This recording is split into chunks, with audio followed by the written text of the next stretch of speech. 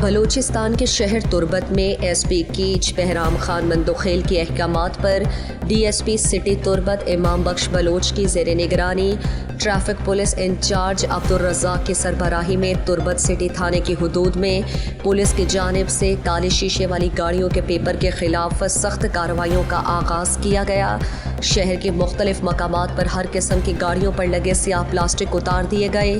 Traffic police incharge Abdul Razzaq نے نمائندہ گدروشیہ point کو بتایا کہ S P catch Bahram Khan Mandokhel کی ہدایات پر بلدیاتی انتخابات کے تناظر اور امن و امان کے پیش نظر امیدواروں اور عوام کے جان و مال کے تحفظ کے لیے سختی کی جا رہی ہے۔ سنیپ چیکنگ اور ناکہ بندی کا مقصد علاقے میں امن و امان کو برقرار رکھنے اور عوام کی حفاظت ہے، اس لیے امن و امان اور ٹریفک کے حوالے سے شہری اور ڈرائیورز تعاون کریں، رضاکارانہ طور پر اپنی اپنی گاڑیوں کے سیاہ پلاسٹک اتار دیں اور ذمہ دار شہری بنیں۔